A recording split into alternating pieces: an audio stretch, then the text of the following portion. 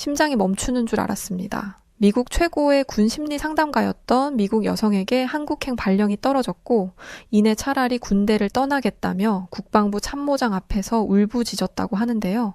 그러나 단 3일 만에 태도를 완전히 바꾸었다고 합니다. 과연 그녀에게 무슨 일이 있던 걸까요? 저는 미군 심리상담가인 사만다라고 합니다. 전 미국의 군인들과 그들의 가족들의 정신 건강을 지원하는 아주 중요한 역할을 하고 있어요. 미군 심리상담가와 관련된 직책의 경우 크게 두 가지로 나눌 수 있는데 군 임상심리학자와 행동건강 전문가로 나눌 수 있습니다. 제 주요 임무인 군 임산심리학자는 그들의 정신 건강을 평가하고 상담을 통해 그에 필요한 치료를 제공하죠. 또한 PTSD 외상 후 스트레스 장애, 우울증, 불안 장애 등의 치료를 도와 그들이 회복할 수 있도록 최선을 다합니다. 이 외에도 위기 개입 및 자살 예방 프로그램을 운영하며 군인의 복귀 및 재적응을 지원하죠. 행동 건강 전문가는 그들이 받는 심리적 스트레스를 관리하고 예방할 수 있는 교육을 집중적으로 해요. 상담을 통해 필요한 지원과 서비스를 제공하고 심리적 평가를 하여 치료 과정을 보조하는 역할을 하죠. 실제로 나라를 지키는 군인들에게 저희들은 매우 큰 존재입니다. 군인은 전쟁, 전투 등의 위험한 임무 수행에 늘 노출되어 있고 그들의 안전과 생명은 자신도 보장해 줄 수 없죠. 그렇다 보니 외상 후 스트레스 장애에 늘 노출되어 있다고 볼 수 있어요. 실제로 이들의 정신적 충격은 매우 크며 이것을 극복할 수 있도록 곁에서 항시 도와야 하죠. 사소하게는 장기간 가족과 떨어져 있고 엄격한 군 생활을 견디는 것에서 심리적 부담과 압박감을 느끼기도 합니다. 이럴 경우 저희들과 상담을 통해 불안, 우울, 분노 조절 등을 할 수 있도록 케어를 해주죠. 실제로 이런 케어를 제대로 해주지 못하면 스스로 목숨을 끊는 경우가 있으며 빈번하게 발생하는 사고라 심리 상담가의 역할은 매우 중요합니다. 군인뿐 아니라 군 가족을 지원하는 것 역시 저는 아주 중요하게 생각하고 있어요. 군인의 배우자 및 자녀들도 군 생활로 인해 심리적 어려움을 겪을 수 있죠. 또한 갑작스레 소중한 가족을 잃을 경우에 그 상황에서 발생하는 여러 감정을 추스릴 수 있도록 늘 함께합니다. 제가 일반 심리상담가가 아닌 미군 심리상담가를 택한 것은 바로 이런 이유에 있었어요. 전 정말 제가 필요한 사람들에게 도움을 줄 수 있고 그들의 목숨을 지켜줄 수 있는 의미 있는 일을 하고 싶었습니다. 미군 심리상담사라고 하면 그 서비스가 왜 필요한지 인식을 못하는 사람들도 있거든요. 그런 사람들에게 저는 오히려 반대로 이렇게 물어봅니다. 군인이라고 해서 그들이 늘 강인한 정신 상태를 유지할 수 있을 것 같아? 그들도 군인이기 전에 결국 우리와 같은 사람이야. 심지어 그들은 우리처럼 평범한 삶이 아닌 어느 한순간에 사랑하는 동료를 잃고 충격적인 현장에서 목숨을 담보로 늘 나라를 지키는 최전방에서 싸우는 사람들이지. 그런 군인들의 정신 케어가 정말 필요하지 않다고 생각하는 거야? 보통 제가 이렇게 말을 하면 다들 숙연해지곤 합니다. 특히나 미국의 경우 군인에 있어 굉장히 높은 존경과 감사를 표하곤 하죠. 그들이 대신하여 국가를 위해 희생하는 영웅으로 여기며 실제로 그들을 마주하면 박수를 보내는 문화가 있기도 해요. 실제로 여론조사에서 미군은 미국에서 가장 신뢰받는 기관 중 하나로 꼽히기도 했습니다. 특히 미국에서도 보수적인 지역에서는 군을 강하게 지지하는 경향이 있죠. 그렇다 보니 퇴역 군인에 대한 복지에 대해서도 비판의 목소리가 많이 나오는 편입니다. 많은 퇴역 군인의 정신 건강 문제, 홈리스 문제 등을 중요하게 생각하지만 실질적으로 정부가 참전 용사에 지원하는 것은 충분하지 않다는 것이죠. 이걸 현역 군인들도 다 알기에 사전에 미리 스트레스를 받고 막역한 미래를 걱정하는 경우도 많습니다. 이런 포괄적인 심리를 모두 케어하는 것이 바로 제 역할이죠. 전 이런 제 직업이 좋았고 저로 인해 도움을 받았다며 웃는 그들의 모습을 보면 그것으로 기쁨과 행복을 느꼈어요. 제 직업에 대한 만족도가 높으니 생활적인 면에서도 전 만족하며 잘 지내고 있었습니다. 제 인생의 그래프는 큰 굴곡 없이 늘 수평선을 유지하며 그렇게 살고 있었죠. 그러던 어느 날 제 인생의 그래프가 한순간에 바닥을 찍어버리는 큰 사건이 하나 터지고 말았습니다. 단 한 번도 상상해보지 못했던 일이었죠. 그레이스가 이번에 한국으로 발령받게 되었어. 그곳에서도 지금처럼 멋진 상담사로 지낼 수 있을 거라 장담하거든. 후보에 에밀리도 있었는데 내가 그레이스를 아주 적극 추천했어. 더 넓은 세상에서 많은 기회를 누리며 살기를 바란다. 상부에서는 제게 좋은 기회라며 한국 발령을 통보했지만 이 통보는 전혀 좋은 결과가 아니었습니다. 전 갑작스레 한국 발령이라는 말에 너무 큰 충격을 받았어요. 한국 발령이라고요? 제가요? 전 한국으로 가고 싶지가 않은데 여기 남고 싶은데 왜 제가 좋아할 거라고 그렇게 생각을 하신 건가요? 적어도 저랑 상담 한 번쯤은 하고 결정해 주실 수 있던 거 아닌가요? 전 아주 강하게 상부에 항의를 했지만 상부에서 내린 결정을 번복하는 것은 있을 수 없는 일이었죠. 상부의 입장은 오직 제게 더 좋은 기회를 준 것이라며 제가 왜 이렇게 싫어하는지 알 수 없다는 식이었습니다. 이어 충격적인 말을 듣게 되었어요. 최근 미군들 사이에서 한국 발령 요청이 폭증하고 있는 아주 이례적인 현상이 있다는 것이었죠. 전 이 사실을 까맣게 모르고 있었고 제가 한국으로 발령받은 후에야 알게 되었습니다. 그러나 그걸 원하는 사람들이 있다 한들 저와는 별개의 일이었고 전 결코 한국으로 발령받길 원하지 않았어요. 이걸 어떻게든 막고 싶어서 결국 큰 사고까지 치고 말았습니다. 국방부 참모장을 찾아가 그 앞에서 감정을 억누르지 못하고 강력한 항의를 이어갔어요. 당사자인 저 그레이스가 원치도 않는 한국 발령을 마치 상부에서 기회라도 주는 듯 일방적으로 통보하는 건 직위를 이용한 무언의 압박이라고 생각합니다. 전 한국으로 갈 생각이 전혀 없고 이곳에서 지금껏 제가 꾸리고 지내온 것들을 지키며 지내고 싶어요. 한국 발령이 확정이라고 들었는데 그걸 취하할 수 있도록 재검토해 주시길 바랍니다. 여태껏 몸 담아온 곳을 두고 제가 왜 낯선 한국에 가야 합니까? 당사자가 원치도 않는데 이건 절 내쫓는 거나 다름없다고 생각합니다. 국방부 참모장 앞에서 강력한 항의를 하자 모두 사색이 된 채 저를 말렸습니다. 국방부 참모장은 미군에서 가장 높은 계급을 가진 군사 지도자로 대통령 혹은 국방부 장관에게 군사 자문을 제공하고 핵심 역할을 하는 높은 직책이죠.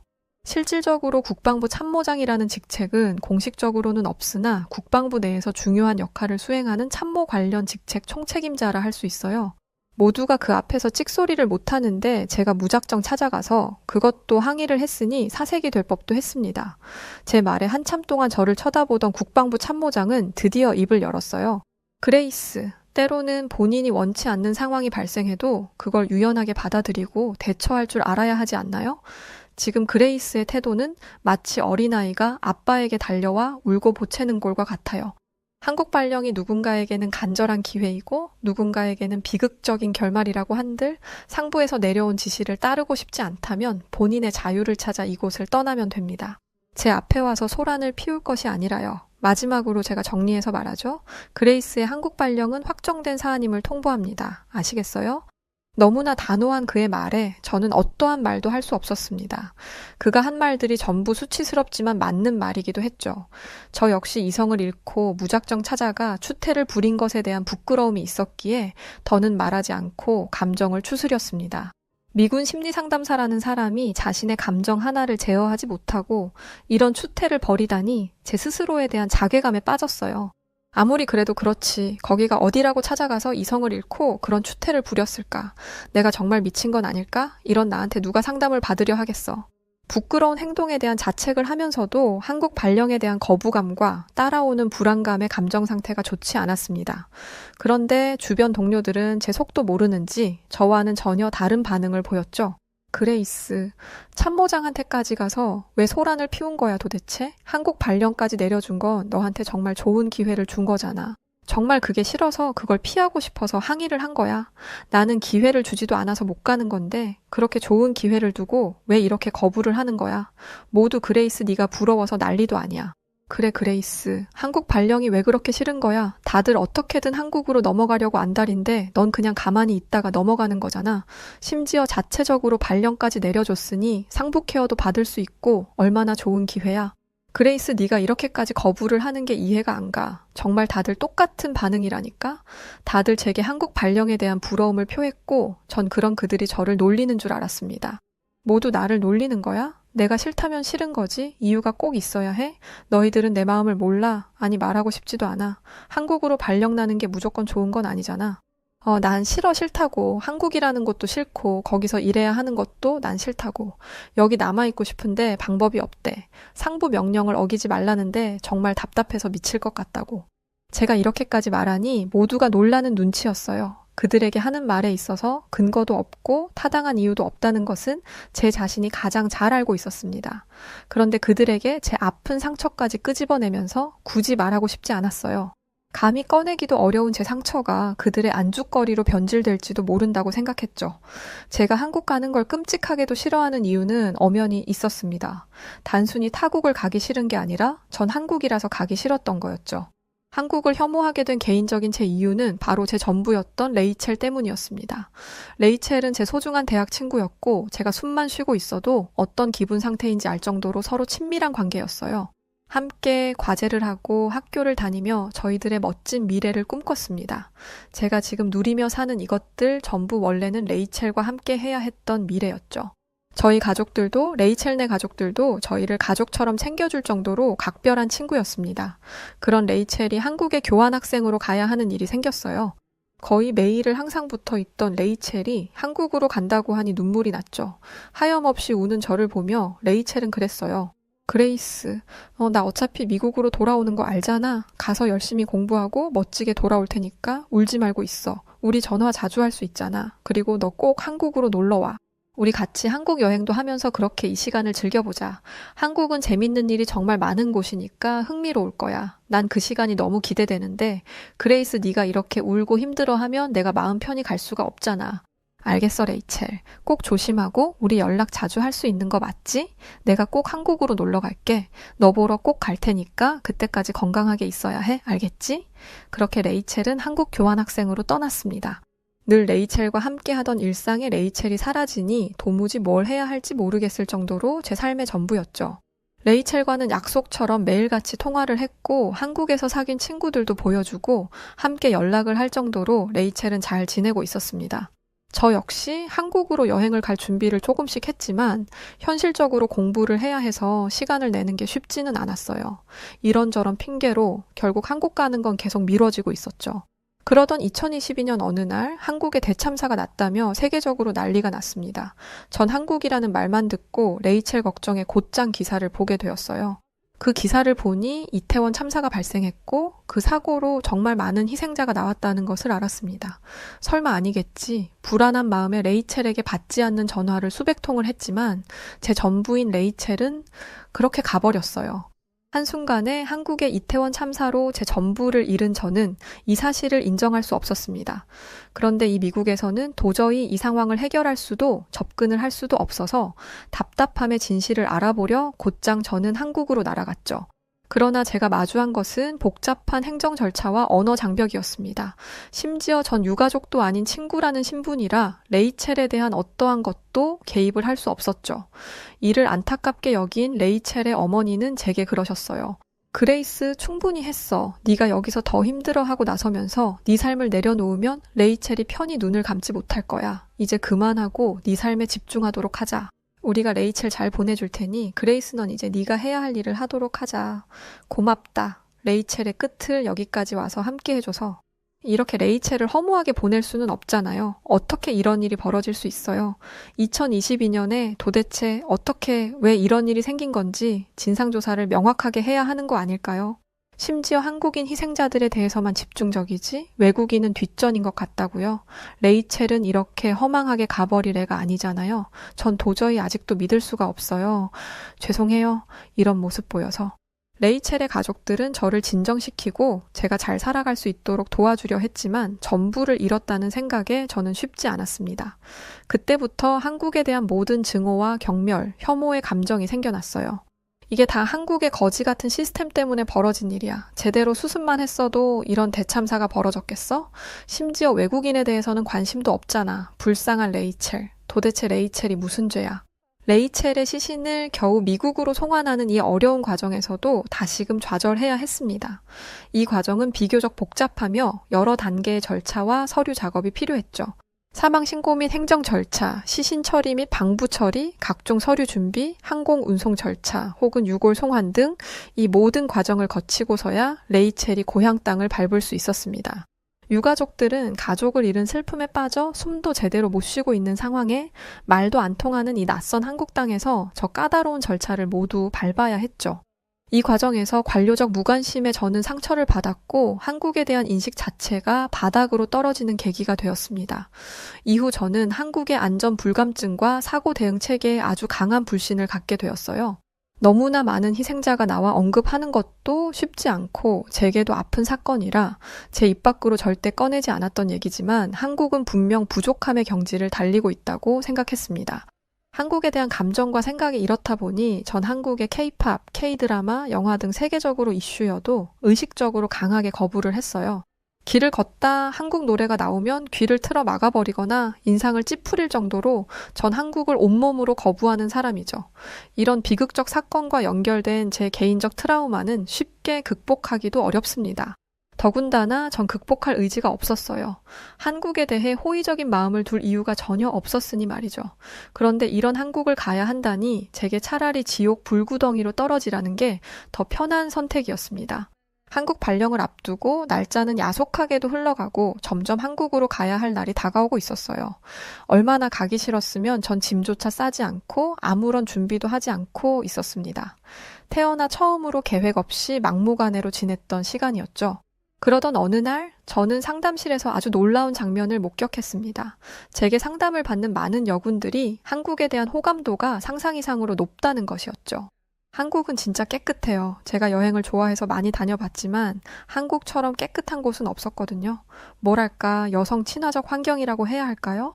그리고 안정성은 진짜 높게 평가해야 한다고 생각해요. 밤 늦게 혼자 걸어도 안전한 곳은 한국밖에 없을걸요? 한국은 여성을 존중하는 문화를 느낄 수 있는 곳이에요. 심지어 외국인에게 차별 대우 없이 대해주고 챙겨주는 곳이거든요. 한국에 있는 동료들은 절대 미국으로 돌아오고 싶지 않다고 할 정도라니까요. 저는 이해할 수 없었으나 한국에 대한 긍정적인 증언들은 계속해서 쏟아지고 있었죠. 심지어 일관성 있는 말들만 나오니 당혹감을 감출 길이 없었습니다. 한국을 왜 그렇게 싫어하는지 모르겠지만 한국을 겪어보면 절대 지금의 감정과 다른 감정이 생길 거예요. 이번 기회에 한국이 어떤 곳인지 제대로 한번 느껴보고 와요. 끝까지 제게 한국에 대한 생각을 바꿀 수 있을 거라며 긍정적인 말을 쏟아냈고 전 그렇게 한국으로 떠났어요. 인천공항에 도착한 저는 한국에 대한 모든 것들이 거슬렸기에 경계의 눈으로 날카롭게 쳐다보기 시작했습니다. 한참 경계를 하던 제가 처음으로 놀란 것은 바로 한국의 효율적인 입국 심사 시스템이었어요. 이렇게 입국 심사가 빠른 국가는 처음 봤죠. 심지어 자동화 시스템이라 간편했고 관광객에게 아주 친절한 모습이었습니다. 친절하면서 이렇게 빠른 처리를 한다니 놀라웠죠. 심지어 친절하다고 해서 입국 심사를 설렁설렁 하는 것도 아니고 엄격한 순간에는 딱 엄격하게 아주 철저하게 진행하는 모습이 인상적이었습니다. 물론 놀라긴 했지만 그렇다고 해서 한국에 대한 증오가 없어진 것은 아니었죠. 공항은 전 세계 사람들이 오고 가는 곳이라 시스템적으로 잘 해놨을 수 있지. 또 직원들이야 똑똑한 사람들만 있을 테니 현명하게 대처하는 걸 수도 있지. 전 그렇게 생각을 했지만 제가 겪을수록 한국의 모습은 더욱 놀라웠습니다. 늦게 도착해 밤늦게 호텔 체크인을 하러 가야 해 걱정이 많았어요. 그런데 택시 기사님도 아주 친절하셨죠. 짐을 다 들어주시고 호텔에 도착해서도 짐을 내려주셨고 호텔 직원분이 제 짐을 옮겨주시는 서비스까지 받을 수 있었습니다. 체크인을 할 때도 영어 소통이 원활한 편이라 막힘없이 대화를 할 수 있었죠. 한국이 궁금하기도 하고 출출하기도 해서 편의점을 가려 살짝 밖으로 나가봤는데 그 새벽 시간에도 한국의 거리는 밝게 빛나고 있었습니다. 사람들도 많았고 문을 열고 영업하는 가게들이 대부분이었죠. 동료들이 한국은 정말 안전하다고 했던 그 말이 이때 딱 생각이 나더라고요. 안전하게 먹을 것도 사들고 호텔에 와서 쉬는데 그 짧은 시간 겪어본 한국에 대해 생각이 많아졌습니다. 그러나 전 워낙에 트라우마가 크고 불신이 있었기에 이렇게 생각을 했어요. 보기 좋게 꾸며둔 이 완벽한 한국의 모습 뒤에는 분명 어둠이 있을 거야. 지금 내가 겪은 것들은 딱 보여지기 식에 불과하겠지. 난 절대 한국의 연극에 속지 않을 거야. 불신이 가득했던 저는 한국을 끝없이 의심했습니다. 그 후 저는 주한미군 기지에서 심리상담을 하게 되었어요. 물론 시설은 미국보다 더 좋아서 이 부분은 마음에 들었습니다. 또 여군들과 친밀하게 지낼 수 있어서 좋았어요. 점점 여군들과 관계가 좋아지며 이런 생각을 했습니다. 그래, 한국 정부가 문제지 일부 한국인들의 문제는 아니잖아. 내가 저들이랑 잘 지낸다고 해서 한국을 받아들이는 것도 아니고 문제될 건 없어. 그들과 친밀하게 지내면서 저도 모르게 죄책감을 느꼈죠. 그래서 그 죄책감을 정리하고자 이렇게 깔끔하게 마음을 비워내기도 했습니다. 저처럼 미국에서 발령 나온 미 여군들에 대한 이야기가 궁금하기도 했어요. 그들은 저보다 먼저 한국에서 지냈으니 더 잘 알고 있을 거라 생각했죠. 살짝 물어본 제 질문에 젠 밀러 하사는 이렇게 말했습니다. 한국 와서 좋았던 건 정말 많았던 것 같아요. 우선 안전하다 보니까 밤이든 낮이든 새벽이든 상관없이 제가 원할 때는 언제든 외출할 수 있다는 게 좋았어요. 그리고 한국은 여성 전용 택시도 있고 안심 귀가 서비스도 있어요. 이런 서비스로 시민들이나 여성들 안전을 한 번 더 지켜주기도 하죠. 사실 제일 좋은 건 모든 게 24시간 가능하다는 거예요. 편의점도 식당도 클럽도 다 24시간이고 배달도 그렇고 편의상 한국은 정말 살기 편하긴 해요. 그러자 옆에 있던 젠 밀러 하사의 동료도 덧붙여 말을 했어요. 맞아요. 솔직히 미국에서는 늘 조심하면서 지냈거든요. 실제로 집 근처에서 총기 난사로 사망자도 나왔었고 언제 갑자기 누가 무기를 꺼낼지 모른다는 불안감이 있었는데 한국에서는 진짜 자유롭게 살고 있어요. 한국은 딱 자유랑 안전 그리고 편의성 이렇게 정리할 수 있을 것 같은데요. 그들의 생생한 증언을 들으니 저는 많이 혼란스러워지기 시작했습니다.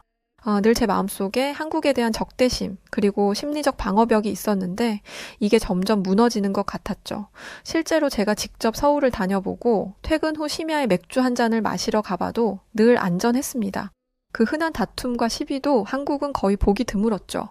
귀찮은 날에는 배달앱을 이용해 배달을 시켜도 종류도 많고 맛도 있고 가격도 괜찮고 총알 배송이었습니다. 길을 가다 급히 화장실이 가고 싶어 공중 화장실을 가도 깨끗하고 길거리에 쓰레기도 없고 흡연 부스가 별도로 있으니 담배꽁초가 뒹굴지도 담배 연기가 거리에 흩날리지도 않았어요. 또 어딜 가도 한국인들은 친절했습니다. 가벼운 대화를 해도 그들은 거부감 없이 웃으며 대화를 이어가줬고 도움이 필요한 외국인인 제게 선뜻 도움을 주고 쿨하게 떠나는 모습이었죠. 한국에 대한 이 감정들의 혼란을 겪던 중 전 정말 우연히 이태원 참사 추모 공간을 발견했어요. 순간 아무것도 보이지 않고 멍해졌죠. 한국에서 이런 공간을 만들어 추모를 하고 있다는 사실을 전혀 몰랐습니다. 알아보니 유가족뿐 아니라 시민들도 참여하여 희생자를 추모하기 위한 공간이라고 했죠. 심지어 그곳에서 전 한국인 자원봉사자인 김윤혜 씨를 만나게 되었어요. 윤혜 씨를 통해 사고 이후 안전 시스템의 대대적인 개혁이 있었고 유가족들을 위한 지원 노력에 대해 들을 수 있었습니다. 참사 이후에 정부와 지자체는 재난 대응 시스템을 대대적으로 개선했고 112 신고 대응 시스템도 강화를 했어요. 이 외에도 이태원 참사 방지법, 대규모 인파관리 조례를 신설하는 법 개정도 했죠. 유가족들에게는 장례비 및 생계지원 위로금, 유가족 취업 지원 등의 경제적 지원을 했고 그 외에도 심리상담 및 의료 지원도 해줬습니다. 여기서 더 충격적인 사실을 들을 수 있었죠. 저 또한 그날 그 현장에 있던 생존자인데 아직도 너무 끔찍하고 아파서 이렇게 자원봉사하면서 마음을 비우곤 해요.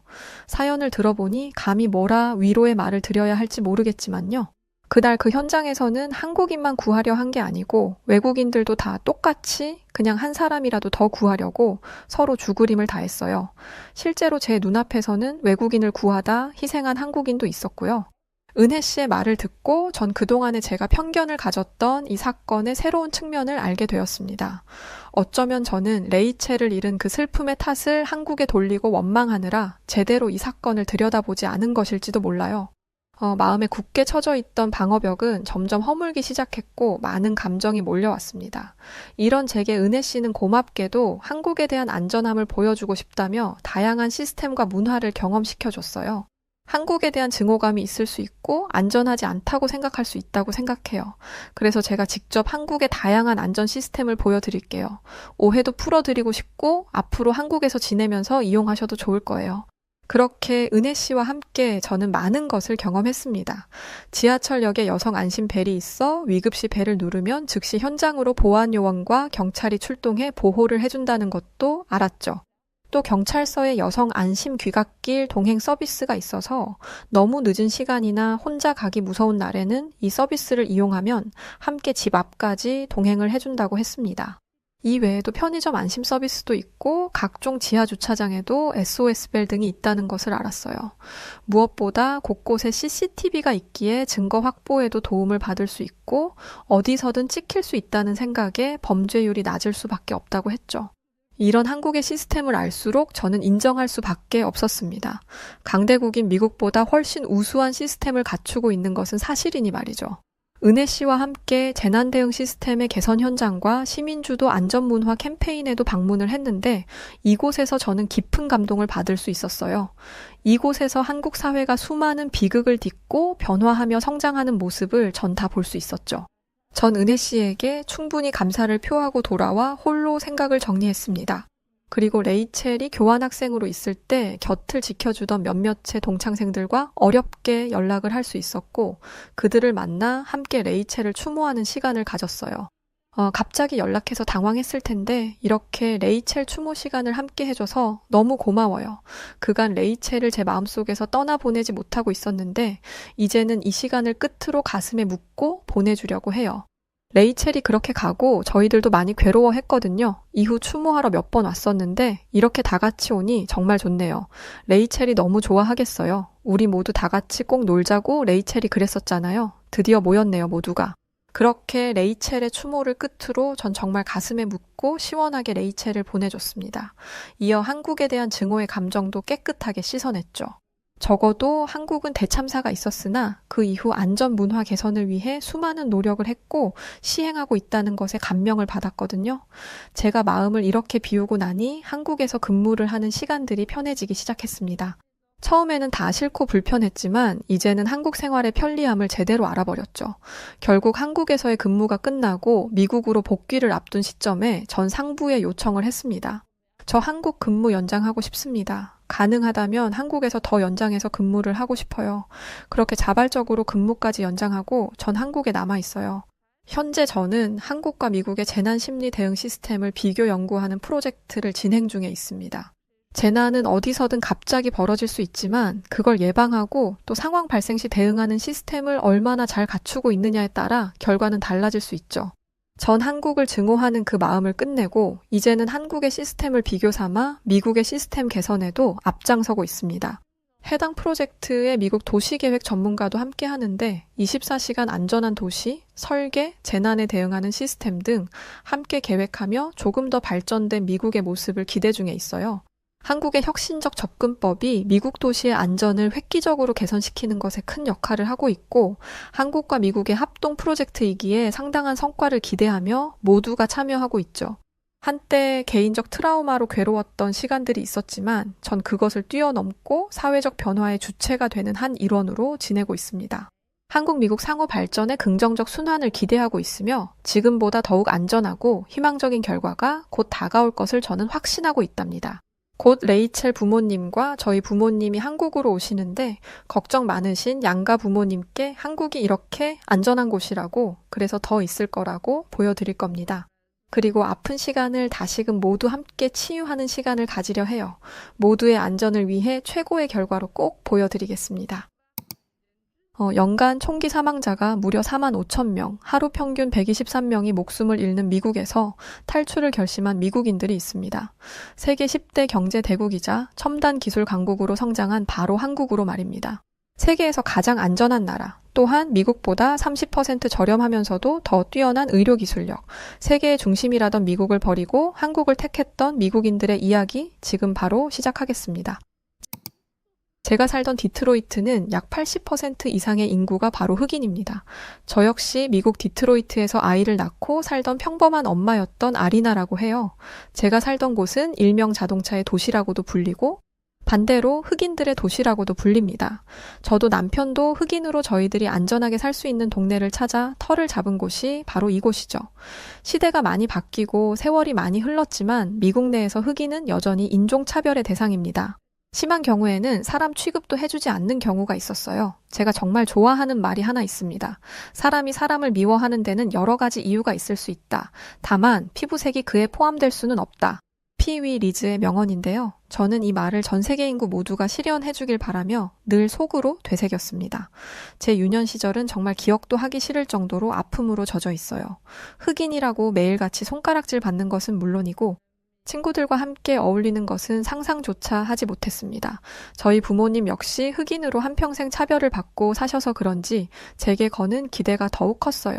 쉽게 무너지는 모습을 가만히 지켜보지 않으셨고 어떻게든 일어서라고 늘 채찍질을 하셨습니다. 아리나, 그렇게 약해 빠져서 도대체 이 험한 세상을 어떻게 살아가려고 그래? 우리는 남들보다 더 독해야 하고 마음을 다잡고 더 열심히 살아야 성공할 수 있다고 말했니? 안 했니? 남들이 널 놀렸다고 해서 울 게 아니라 그들보다 더 잘나야지, 성공해야지, 그렇게 생각을 하고 실천하란 말이야. 울기만 한다고 해서 달라질 게 있을 것 같아? 제가 성장하면서 늘 들었던 말이었죠. 남들보다 더 노력해라, 분발해라, 울지 말아라, 독해져라. 이 말을 숨쉬듯 들으며 살았지만 저는 그렇게 독한 사람으로 성장하지는 못했어요. 놀리면 놀리는 대로 상처를 받았고 눈물을 흘렸습니다.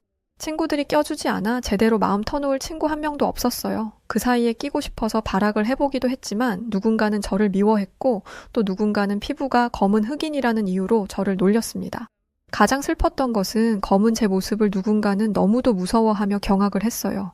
저를 무서워하는 사람들에게는 정말 할 수 있는 게 없었고 저도 모르게 제 모습을 감추기 바빴습니다. 저는 한평생을 이렇게 살다 남편을 만나게 되었어요. 늘 소심하게 사람들 눈치 보기 바빴던 제가 남편과 연애를 하면서 세상이 아름다운 것이라는 걸 알게 되었습니다. 오직 남편과 있으면 세상 사람들의 시선이 두렵지도 않았어요. 제 남편은 미국인도 아니었고 흑인도 아니었습니다.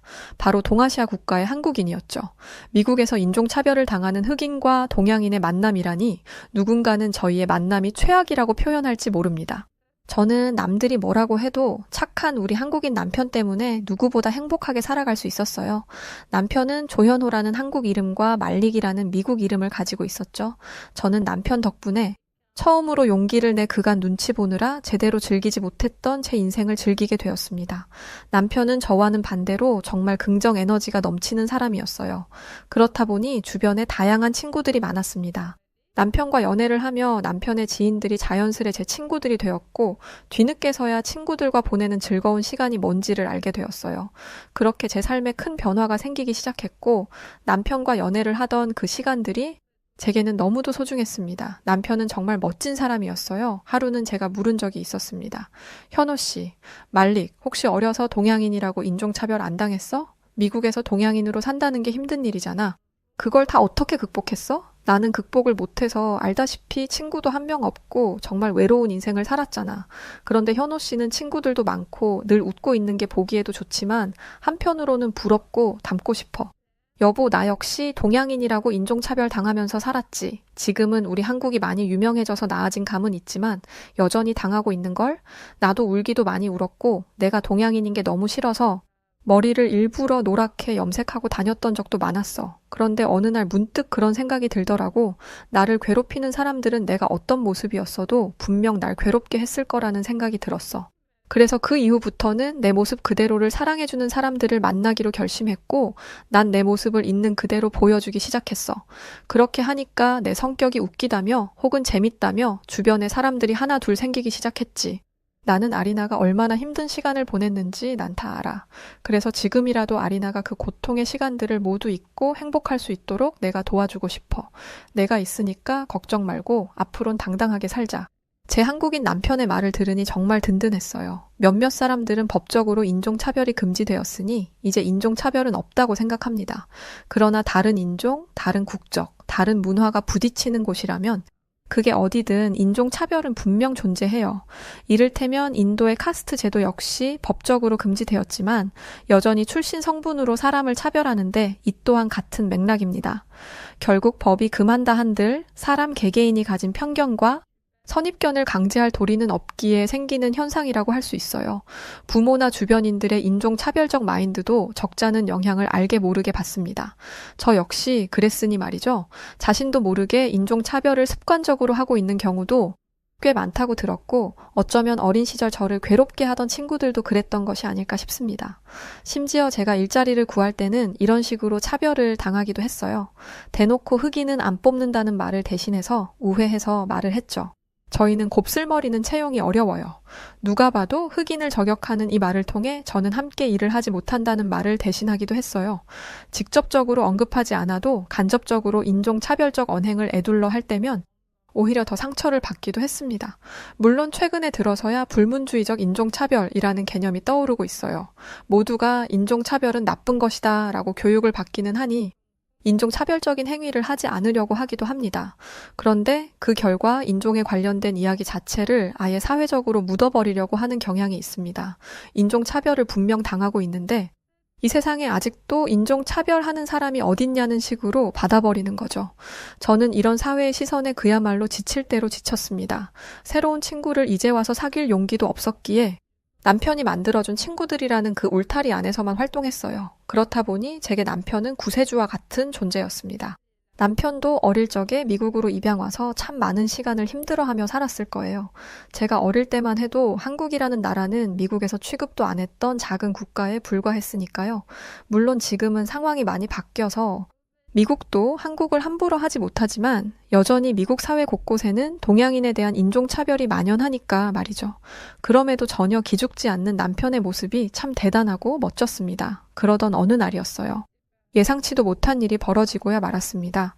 평소 건강 체질이라 잔병치레도 없던 저였는데 일주일이 넘도록 몸살 기운이 있었죠. 체력이 바닥으로 떨어지면 이런 느낌일까 싶을 정도로 힘이 하나도 없었습니다. 설상가상 꼭 급체를 한 것처럼 속도 좋지 않아서 결국 병원을 찾아갔어요. 평소 이렇게까지 힘들어 본 적이 없어서 저는 혹여나 몸에 큰 이상이 생겼을까봐 진심으로 걱정했습니다. 다양한 검사를 한 후 소견을 들을 수 있었는데 상상하지도 못했던 말이었어요. 아리나 축하해요. 임신이네요. 축하를 받긴 했지만 예상치도 못한 결과라 어안이 벙벙했습니다. 한참 동안 멍하니 있다 진료실을 나왔고 남편에게 말을 어떻게 전할지 무서웠어요. 사실 저는 아이를 낳을 생각이 전혀 없었습니다. 제가 살아온 그 길이 너무도 가시밭길이었기에 아이에게 똑같은 고통을 되물림 해주고 싶지 않았어요. 물론 그 아이는 저와 다른 삶을 살아갈 수도 있겠지만 높은 확률로 저처럼 흑인이라는 이유로 손가락질 받을 일들이 많을 테니 싫었습니다. 그래서 전 이기적이지만 평생 아이를 낳지 않으려 했어요. 그런 상황에 갑자기 생긴 아이가 반가울 리가 없었습니다. 그렇다 보니 남편에게 이 소식을 전하는 것도 쉽지 않았어요. 저조차 생각 정리가 어려운 상황에 남편에게 말을 해봐야 무슨 소용이 있을까 싶었습니다. 그렇게 무려 일주일을 넘도록 말을 못했어요. 머리가 터질 듯 생각이 많아서 너무 복잡했습니다. 아이를 낳지 않겠다고 수없이 다짐하고 살아왔지만 막상 제 뱃속에 아이가 있다고 하니 10달이라는 시간을 빨리 흘려보내 얼른 만나고 싶기도 했어요. 어쩌면 아이를 낳고 싶다고 생각하는 건 정말 내 욕심일지도 몰라. 내가 그렇게 힘들게 살아왔는데 아이도 똑같은 인생을 살게 할 수는 없어. 현호 씨를 닮는다면 모르겠지만 현호 씨의 성격이 아닌 내 성격을 닮는다면 이 아이의 인생도 불행으로 가득 찰 거야. 난 그 모습을 지켜보는 게 너무 괴로울 거고 시작조차 하지 않는 게 맞을지도 몰라. 내적 갈등이 굉장했습니다. 그렇게 고민만 하며 하루 이틀 흘려보내고 있던 중 남편에게 걸리고 말았어요. 저는 평소에 일기를 쓰는 습관이 있는데 제가 잠든 사이에 펼쳐진 일기장을 몰래 본 현호 씨는 저를 깨우며 말했습니다. 아리나, 사실대로 솔직하게 말해줘. 지금 나한테 할 말 없어? 자다 깨서 비몽사몽한 상태였지만 저 말을 듣자마자 저는 정신이 번쩍 들었어요. 분명 이건 뭘 알고 하는 말인 것 같았고 이제는 정말 고백을 해야겠구나 싶었죠. 여보. 사실은 나 임신했어. 내 뱃속에 아이가 있다는데 이 사실을 부정하고 싶어서 말을 쉽게 꺼내지 못했어. 미안해. 내가 몇 번 말해서 알겠지만 나는 평생 아이를 낳고 싶지 않은 사람인데 덜컥 아이가 생기니 혼란스러웠어.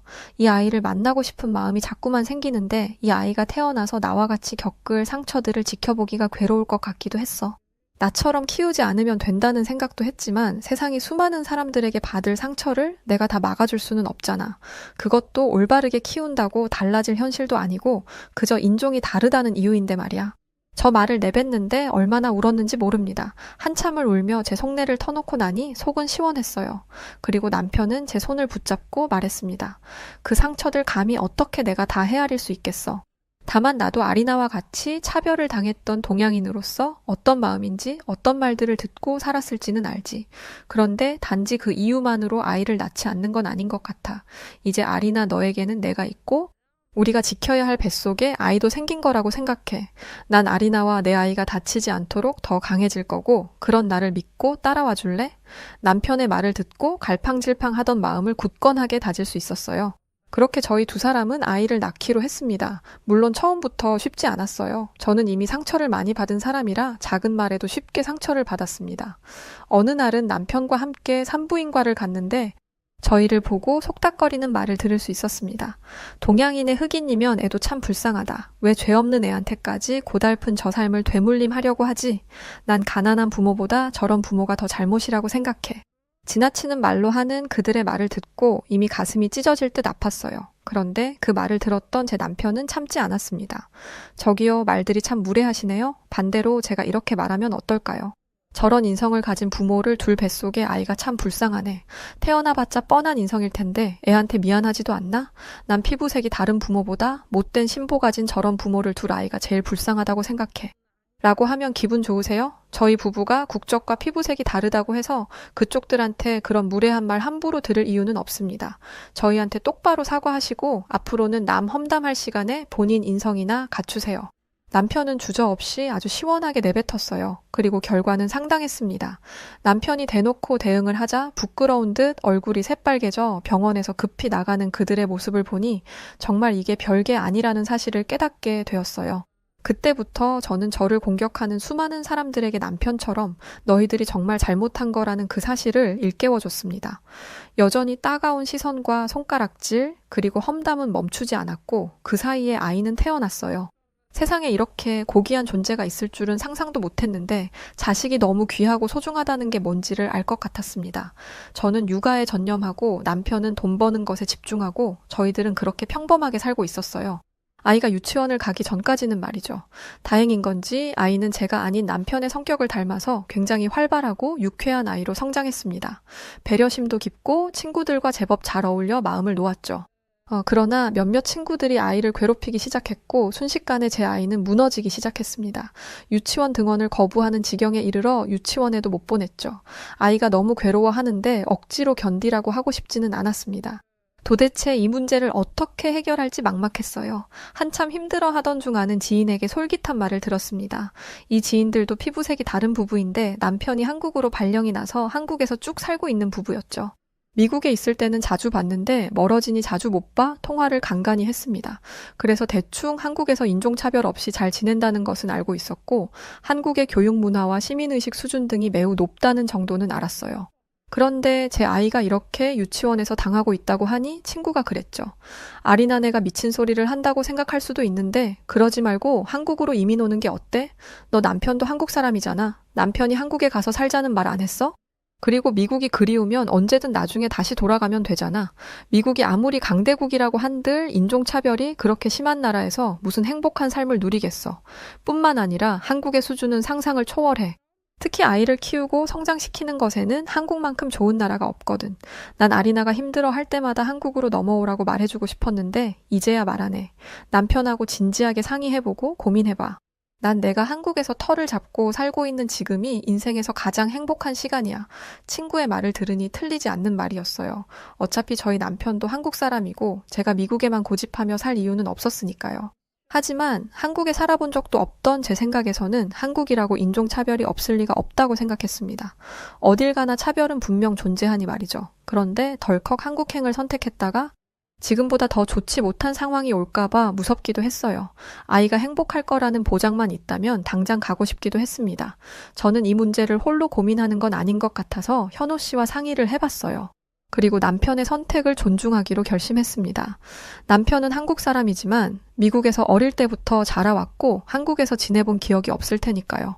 또 한국에 가서 일자리를 구해야 하고 어쩌면 가장 심적 부담이 큰 건 남편일 테니 말이죠. 남편은 제게 생각할 시간을 달라고 했고 3일이 흐른 뒤 제게 말을 했습니다. 고민을 많이 했어. 사실 한국은 내가 태어난 조국이지만 내가 기억하는 건 고아원에서 잠시 지냈던 기억이 다였거든.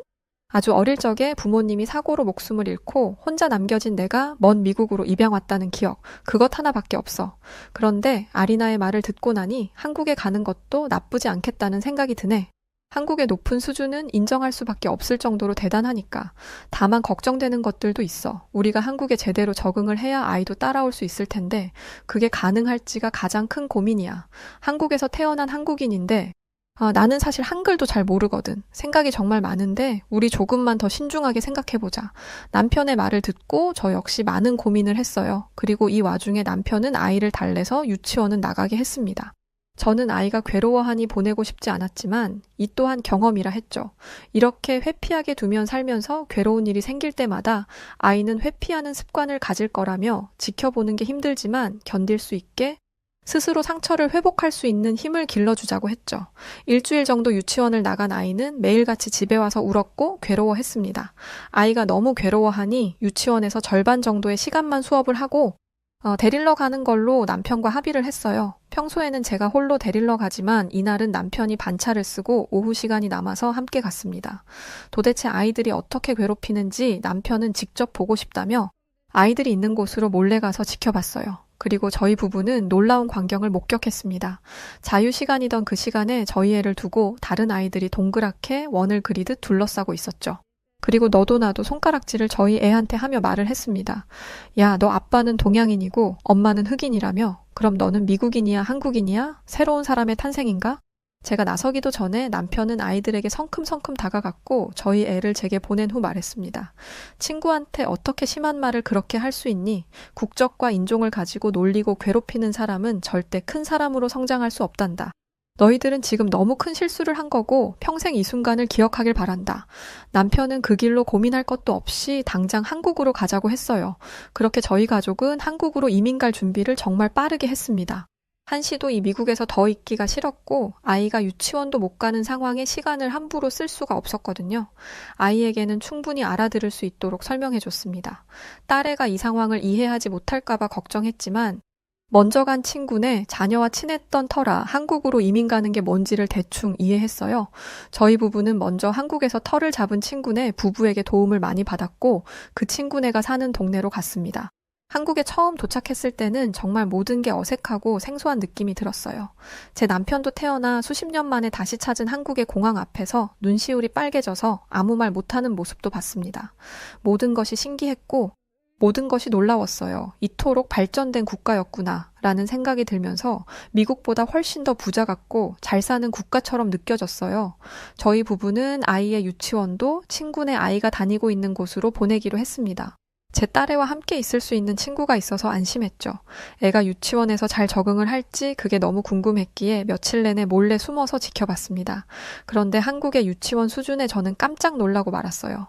영어 유치원이라고 듣긴 했지만 한국인은 한국어를 사용할 거고 어린애들이 영어를 써봤자 인사하는 수준일 거라 생각했습니다. 이런 제 생각이 착각이라고 할 수 있을 정도로 한국 애들은 영어를 능수능란하게 잘했어요. 저희 애와 영어로 소통하는 게 자연스러워 한국어를 전혀 못하는 상황에서도 친구들과 대화를 하고 놀기도 했죠. 한국의 영어 유치원에는 레벨이 있었습니다. 쉽게 말해서 영어를 정말 못하는 친구들이 있는 그룹, 조금 소통이 가능한 그룹, 원어민 수준의 영어가 가능한 그룹으로 나뉘었는데 아이들의 레벨에 따라 수업을 해주니 좋았어요. 미국에서 나고 자랐기에 한국 문화가 모두 어색하고 향수병이 올지도 모른다고 생각했습니다. 그런데 놀랍게도 저희 가족은 향수병은커녕 미국을 떠올리지도 않고 지낼 정도로 한국에 완벽하게 적응했어요. 각각 한국이 좋은 이유가 다 다르기도 했습니다. 친구들이 다 나랑 놀고 싶어 하고 내가 영어 잘하는 게 부럽다고 했어. 그래서 나한테 알려달라고 하기도 했고 우리 집에도 놀러 온다고 초대해달라고 했어. 한국 친구들은 미국이랑 다르게 나를 놀리지도 않아서 너무 좋아. 엄마 나는 한국에서 계속 살 거야. 그럴 수 있는 거지? 아빠가 태어난 나라라며 그러니까 미국에 다시 안 가도 되는 거지? 친구들과 잘 어울리는 것은 물론이고 본인이 한국이 좋은 곳이라 생각을 해서 그런지 한국어 공부도 정말 열심히 했어요. 친구들이 영어로 소통해주는 게 고마우니 본인도 한국어로 소통할 수 있도록 하겠다고 말이죠. 저희 남편도 한글이 서툴렀기에 아이와 함께 한국어 공부를 해서 아이의 언어 공부에 더 큰 힘이 되었죠. 덕분에 애쓰지 않아도 스스로 공부하는 습관을 들일 수 있었습니다. 제가 한국에 대한 만족도가 높았던 이유는 따로 있었어요. 우선 한국 엄마들의 현명한 육아 방법이라고 할까요? 아이들이 공부를 스스로 할 수 있도록 지도해주는 것은 물론이고 어떤 직업을 선택할지, 어떤 재능이 있을지를 모르니 다양한 도전을 할 수 있도록 해주는 것이 멋져 보였습니다. 아이 혼자서 이것저것 배우면 힘들 수밖에 없겠죠. 그러나 유치원 친구들끼리 어울려 수영도 배우고 운동도 해보고 또 부족한 공부를 함께 그룹 지어 공부를 하니 아이들이 흥미를 느끼며 성장할 수 있더라고요. 애초에 미국은 자율적인 교육 방식으로 아이를 키우다 보니 이렇게 여러 기회를 누려볼 수 있도록 해주지 않습니다. 뭐든 스스로 알아서 개척해 나가며 살 수 있도록 하는 게 미국 방식이죠. 성년이 되면 독립을 해야 한다는 것도 미국의 자율적인 교육 방식 중 하나라고 할 수 있습니다. 저는 미국 방식으로 살았던 사람이라 한국의 교육 방식과 수준이 정말 크게 와닿았어요. 그렇게 친구들과 배움을 하는 동안 엄마들끼리 친목 도모를 할 수 있었고 저를 차별하는 한국인은 단 한 명도 없었습니다. 오히려 친해지며 제 속내를 털어놓으니 그간 얼마나 힘들게 살았냐며 저를 위로해주기도 했죠. 한국 엄마들은 또 미국과 달리 따뜻하고 친절했어요. 아직 한식을 만드는 것에 서툰 저를 위해 각자 반찬과 찌개까지 챙겨주고 아이 간식도 손수 만들어 챙겨줬습니다. 또 맛있게 먹은 음식에 대한 레시피도 쉽게 알려줬어요. 한평생 외롭게 살았던 저라서 그런지 이렇게 따뜻한 한국 엄마들 사이에서 지내는 것이 참으로 행복했습니다. 부모가 행복해야 아이도 행복하다는 말을 한국에서 처음 알게 되었는데 그 말이 딱 맞구나 싶었어요. 심지어는 한국 TV 예능 프로그램에 조나단이라는 흑인이 활동하는 모습을 보면서 정말 국적과 인종에 대한 차별이 없는 국가이구나 라는 생각이 들었습니다. 남편의 만족도 역시 높았는데 작은 회사지만 영어권 사람들을 남편이 다 상대하는 것으로 연봉은 꽤 좋았습니다. 미국에서 수십 년을 살았기에 영어를 잘하는 게 당연한데 회사 동료들은 늘 남편을 칭찬했어요. 남편은 회사 때문에 사람들과 소통하기 위해 한국어를 정말 열심히 공부했는데 확실히 한국인의 피를 가져서인지 언어를 빨리 습득하는 것을 보고 회사 동료들은 남편의 실력을 인정해주기도 했습니다. 남편은 늘 친구들 사이에서 살았던 사람이라 오히려 한국에서 친구 없이 지내면 외로울까봐 걱정이 많았어요. 그런데 지금 회사 동료들뿐 아니라 아기 유치원 아빠들과도 친하게 지내고 있습니다. 남편은 제게 그래요. 난 지금 꼭 다른 세상에서 제2의 인생을 새롭게 사는 기분이야. 다 사람 사는 거 똑같은데 미국과 한국은 살아가는 사람들의 태도와 분위기부터가 달라도 한참 달라. 내가 태어난 한국이 이렇게 멋진 곳이었다는 걸 몰랐다니. 참 지난 수십 년이 한스러워. 한국보다 미국이 더 강대국이라고 하지만 내가 봤을 때 미국은 한국의 이런 문화들을 배워야 해. 특히 개인주의 성향이 강한 미국 사람들이 전부 한국 사람들의 성품을 제대로 느껴봤으면 좋겠어. 이걸 우리만 안다는 게 일부만 아는 게 정말 아쉬울 지경이야. 혹여나 저희들이 한국에서 적응하지 못하면 1년 정도 채우고 미국으로 돌아갈 생각이기도 했습니다. 지금은 도대체 왜 그런 걱정을 했을까 싶을 정도로 잘 지내고 있고요. 벌써 몇 년 전 이야기가 되었습니다. 아이는 유치원, 그리고 초등학교, 중학교를 쭉 한국에서 잘 다녔어요. 본인이 꼭 이루고 싶은 꿈이 있다며 시키지 않아도 열심히 공부를 해 높은 성적을 유지했습니다. 도대체 무슨 직업이니 물어보면 알려주지도 않아서 얼마나 궁금했는지 몰라요. 그리고 대학 진학을 할 때야 비로소 꿈을 알게 되었습니다. 아이가 원하던 꿈은 바로 승무원이었어요. 다양한 나라의 사람들이 이용하는 비행기 안에서 본인이 소통의 창구로서 역할을 제대로 해주고 싶다고 했습니다. 물론 피부색과 국적이 다르기에 그 꿈을 이룰 수 있을지는 모르겠지만 저는 제 딸의 꿈을 응원합니다. 미국이 아닌 한국만 봐도 이렇게 또 다른 세상이 있다는 것을 알아서 승무원 일을 하며 수많은 나라를 경험해보고 싶다고 했죠. 우리 딸이 이렇게 멋진 꿈을 꾸고 있을 줄은 몰랐어요. 지금은 애 유치원 엄마들 전부와 연락을 하지는 않지만 시간이 흐르며 자연스럽게 멀어지기도 또 오래도록 옆에 있기도 하는 관계로 지내고 있습니다. 이사를 가거나 학교 진학 문제로 떨어져 아쉽지만 각자의 인생을 살아가며 간간히 연락을 하고 있는데 그때 그 시절이 떠올라서 참 좋아요. 지금 제게 또 다른 친구들이 많이 생겼지만 유치원 엄마들은 제가 너무 힘든 시절에 만난 따뜻한 사람들이라 그런지 오래도록 기억에 남네요. 그 어렸던 딸도 이제는 훌쩍 커서 미래를 준비하고 있고 제가 집에서 할 게 별로 없어졌습니다. 그래서 아르바이트라도 할까 싶었어요. 남편에게 도움이 될 수도 있고 말이죠. 애가 다 컸다고 하지만 시집을 갈 때까지는 쭉 애 앞으로 돈이 나갈 테니 한 푼이라도 보탬이 되면 좋을 것 같았습니다. 또 아이를 낳은 순간부터 지금껏 일을 한 번도 하지 않고 살림만 했으니 제게도 좋은 경험일 거라 생각했어요. 그렇게 저는 한국 친구의 도움을 받아 세계과자 전문점에서 낮 시간 동안 일을 하게 되었습니다. 그곳은 한국인들뿐 아니라 외국인들이 많이 와서 저처럼 영어와 한국어가 모두 가능한 외국인을 필요로 했죠. 일이 별로 어렵지도 않고 돈을 벌 수 있고 또 제가 필요한 곳에서 일을 하니 하루하루 퇴근을 할 때마다 느껴지는 성취감이 너무 큽니다. 처음 한국으로 넘어왔을 때가 오랜만에 떠오르네요. 절망과 좌절, 그리고 두려움의 감정으로 한국 땅을 밟았는데 지금은 저희 가족 모두가 온정이 가득한 이 한국 땅에서 정착한 것은 그야말로 기적이라 말을 하고 있습니다. 저희처럼 가족 전체가 이민 온 흑인들도 꽤 많아서 온라인을 통해 오프라인 만남도 이어가고 있어요. 그들 역시 미국을 버리고 한국으로 넘어온 것이 평생 가장 잘한 일이라고 말할 정도로 한국은 정말 감사하고 좋은 곳이라고 말해요. 근데 이건 정말 100% 진실이죠. 제가 직접 살아봤으니까요. 제게 가장 행운의 순간이 있다면 한국인 남편을 만나게 된 것이고 한국인 남편과 아주 예쁜 우리 딸을 낳게 된 일이고 남편의 고향인 한국에서 살게 되었다는 것이에요. 그러니 제가 가만히 있을 수가 있나요? 한국에게, 한국인 분들에게 두 손 가지런히 모으고 정말 가슴 깊은 곳에서 올라오는 진심을 꾹꾹 담아 정말 감사드린다는 말을 전하고 싶었습니다.